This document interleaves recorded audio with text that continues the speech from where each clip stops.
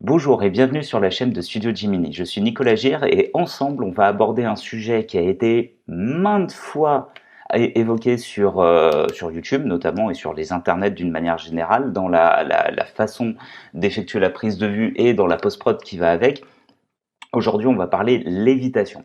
Donc, on va partir de cette prise de vue de base qui est donc ma main. Ça, c'est des images que vous voyez beaucoup, le coup de la main en vue subjective. C'est des choses qu'on voit pas mal.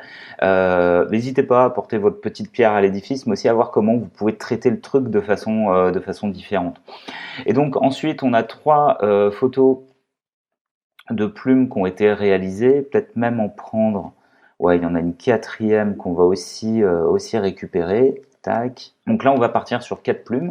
On va jouer également avec une notion de profondeur de champ. Et donc là, il faudrait détourer la plume. Alors, on va commencer avec laquelle? Eh ben, à la limite, on pourrait partir sur celle-là pour attaquer. Et donc, on va se rendre vite compte que c'est un truc horrible à détourer la plume. Quelque part, c'est comme du cheveu, hein. Donc, avec les outils de base, ça va être compliqué. Donc, on va voir une méthode qui est vraiment bien. On va utiliser le détourage par couche. En gros, le principe est le suivant. C'est, vous ouvrez la palette des couches. Si elle n'est pas ouverte, vous allez dans le menu fenêtre et vous allez donc chercher les couches, ici. Et l'idée, c'est qu'on va repérer la couche, en cliquant alternativement sur chacune des couches rouge, vert ou bleu, on va repérer la couche la plus contrastée. Alors, vous avez peut-être déjà entendu parler, et c'est un fait, que les couches sont le support de l'information colorée. C'est là que vont se trouver les composantes RVB qui composent la couche principale de l'image, à savoir la couche RVB, qu'on appelle également la couche composite. Et vous pouvez vous demander pourquoi ça apparaît en noir et blanc. Alors, vous pouvez les faire apparaître en couleur en allant faire un petit tour dans les préférences de Photoshop. Si on va donc dans les préférences, qu'on va dans interface, ici vous avez affiché les couches en couleur. Et effectivement, on voit que maintenant j'ai la couche de rouge, la couche de vert, la couche de bleu. Sauf que les couches, on peut aussi s'en servir donc comme support de détourage, comme outil de détourage. Pas tant comme outil de sélection, mais vraiment comme une base qui va nous permettre ensuite d'utiliser des outils ou des fonctions de sélection pour arriver à un résultat qui est le plus propre possible. Donc là, l'idée, c'est qu'on va trouver la couche la plus contrastée. C'est pour ça que on a une apparition des couches sous une forme noir et blanc. On va traditionnellement, pas traditionnellement, mais le plus souvent, c'est la couche de bleu qui s'avère être la plus contrastée. On va en faire une copie. Ensuite, on va venir chercher une commande, genre les niveaux, les courbes. Alors là, pour le coup, moi, j'aime bien bosser avec les niveaux pour faire ce genre de truc. Le raccourci, ça va être commande L. Sinon, vous allez dans Image, Réglage, Niveau. L'idée, c'est de contraster la couche, mais la contraster sévère, de façon à avoir plus quasiment que du noir et du blanc. C'est pas tout le temps le cas, mais c'est ce vers quoi on va tendre. Donc, du coup, on va prendre le curseur des noirs, on va densifier. On va prendre le curseur des blancs, on va venir éclaircir. Mais là, on y va comme des brutasses. L'idée, c'est vraiment d'avoir quelque chose qui est complètement noir et complètement blanc. Et après, vous pouvez utiliser le curseur de gris pour venir jouer avec les détails. Tac. Pour l'instant, on va en rester là. Et ce qu'on peut envisager de faire également, alors je ne vais pas le faire sur la plume, mais on est en train de préparer le terrain pour un futur masquage. Et vous voyez bien la correspondance qu'il peut avoir, le noir, le blanc, les sélections, tout ça. Donc ce qu'on peut se permettre sur la couche de bleu qu'on vient de copier, qu'on vient de fortement contraster, c'est de prendre par exemple le pinceau et se dire que les zones on veut qu'elles deviennent blanches parce qu'on veut qu'elles soient incluses dans la sélection. On va venir prendre son pinceau, on va venir se mettre en blanc et on va peindre. Alors, tac, en suivant quand même le contour, c'est toujours mieux. Tac. On va venir peindre vraiment pour montrer quelque part, pour avoir donc l'intégralité de notre plume qui va venir apparaître donc en blanc.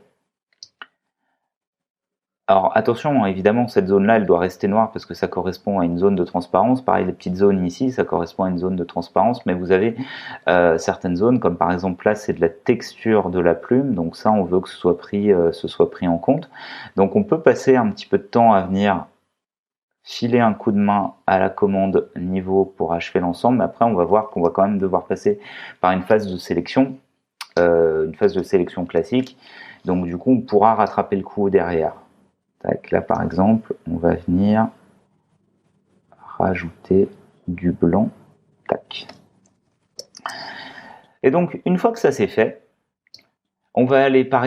On a du blanc et du noir. Bon, on a du gris également, mais on a principalement du blanc et du noir. Donc on va aller chercher dans Sélection, Plage de couleurs, et on va demander, dans Sélection, on va demander Ton clair. Et on voit ici que la plume vient se sélectionner. Alors on peut jouer un peu avec la tolérance pour venir augmenter ou diminuer le nombre de zones, et ainsi jouer également avec la gamme, sous-entendu la gamme de tons. Hein. Quels niveaux vont être pris en compte? Donc là, on s'aperçoit que c'est majoritairement les niveaux de tons clairs, parce qu'on s'est calé sur les tons clairs. La tolérance, ça fonctionnera à peu de choses près comme la baguette magique, hein, en termes de résultats. Donc là, on va valider avec OK. On va revenir donc sur la couche RVB, et donc j'ai bien ma plume qui a été sélectionnée. Alors si je veux par exemple récupérer des éléments ici, je peux utiliser l'outil de sélection rapide, et donc en augmentant un peu la taille avec CTRL et ALT, je vais venir en addition, venir récupérer de la sélection, mais je pourrais aussi très bien dire je le laisse de façon à générer de la transparence.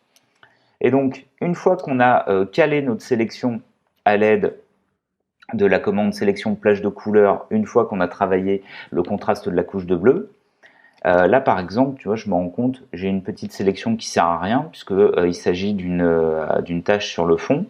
Je vais venir prendre le lasso, on va se mettre, donc on vérifie qu'on est bien en soustraction, et puis le petit bouquet là, on le dégage. Et donc à partir de là, on a aussi des éléments dont on n'a pas besoin qui se baladent au niveau de la pince qui maintient la plume, hein, puisque c'est des zones de ton clair également. Voilà, tout ça, on dégage, on s'en fout. Et donc on va venir mettre notre petit masque de fusion en route. Et regarde comme c'est beau! On a une sélection, mais qui marche super bien, qui va être améliorée, mais qui marche super bien déjà de base. Donc ensuite, clic droit sur le calque, on va demander à dupliquer le calque, et donc ce calque-là, on va l'envoyer sur le document de la main qui a priori est le 103. Donc, on a notre plume qui vient donc se balader ici. Ce qu'on peut envisager de faire, c'est de se positionner sur le masque de fusion. On va rentrer donc dans sélectionner et masquer.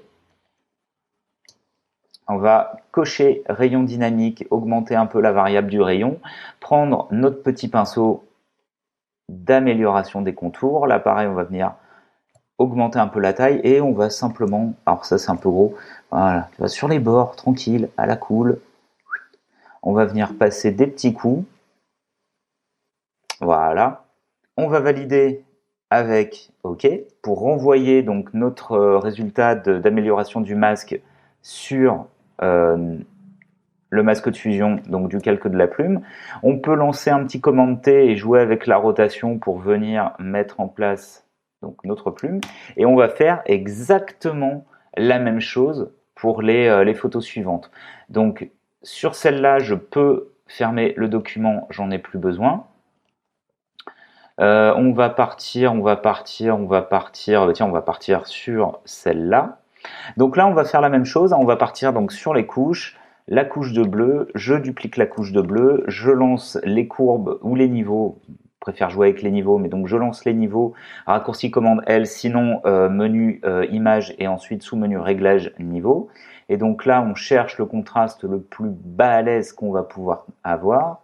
En gros, on resserre les curseurs vers le centre. Hein. L'idée, c'est d'avoir des tons foncés qui partent au noir pur et des tons clairs qui partent au blanc pur. Et après, on va essayer de se dépatouiller avec la gamme de tons moyens. Donc là, pareil, on va valider. Ensuite, rendez-vous dans Sélection, Plage de couleurs, Ton clair.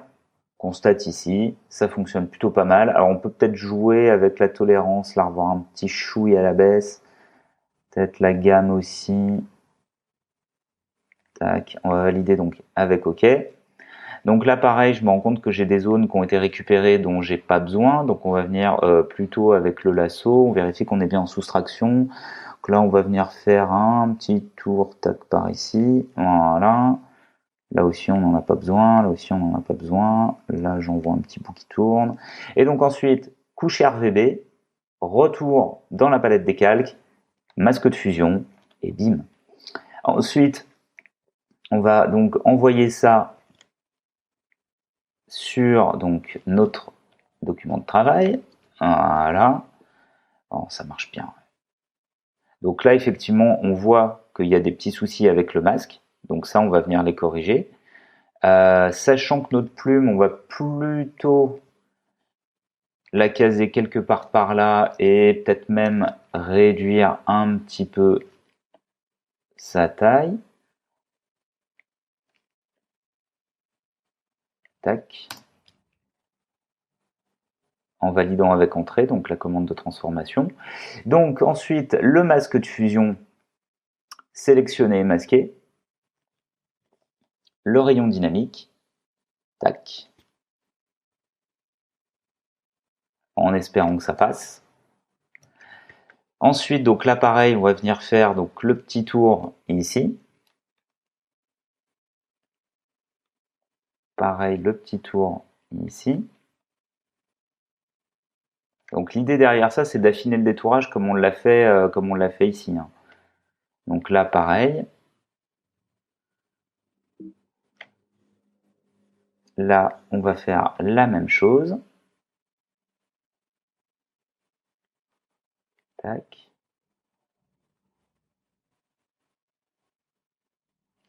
On va valider avec OK. Et donc à partir de là, on va retraiter un peu le masque avec le pinceau. Donc on vérifie qu'on est bien sur le masque de fusion, qu'on est bien en blanc. Et on va venir simplement remettre de la matière où il y en a besoin. Parce que là, la sélection, elle a un peu fait sauter la partie centrale. Et ensuite, on va venir enlever ce qui traîne ici. On n'en a pas besoin. Donc on vérifie qu'on est bien en noir, raccourci X. Et là, ça, tout ça, hop, on va venir le dégager. Donc on fait ça propre, on prend son temps, ça n'a rien de dégueulasser. Hop là, voilà. Donc à la limite, après, on va pouvoir la remonter un petit peu. Et maintenant, donc ce document-là, on va pouvoir le fermer, on n'en a plus besoin. Et donc, par exemple, on va s'occuper de cette plume-là. Donc là, ça va être le même ordre d'idée. La couche de bleu, les niveaux. Alors, ce qu'aurait pu être fait hein, directement à la prise de vue, c'est de virer le fond et de mettre un fond noir à la place et de garder la même structure de lumière. Donc, on met notre fond noir et là, on aurait quasiment eu un masque à la prise de vue. Ça aurait été simple également pour venir faire la sélection, mais j'avais envie de vous parler du détourage par les couches parce que ça rend quand même des services très pratiques. Donc, tac, RVB, on va retirer donc les bouts de sélection dont on n'a pas besoin. Alors là, je vois par exemple, il n'a pas pris assez de plumes, donc là, je ne vais pas m'embêter. Je vais me mettre avec le lasso polygonal et simplement, en addition, je vais venir juste récupérer tac, ce petit bout là. Pouf pouf. Donc ensuite, masque de fusion. Alors on pourrait potentiellement passer par une amélioration des contours, passer par sélectionner et masquer, mais cette plume là, on va la flouter, on va la mettre à l'arrière-plan et on va la mettre dans la zone des 2/3 arrière. Donc du coup, on va demander à appliquer le masque de fusion, parce qu'on va pas vouloir réintervenir dessus.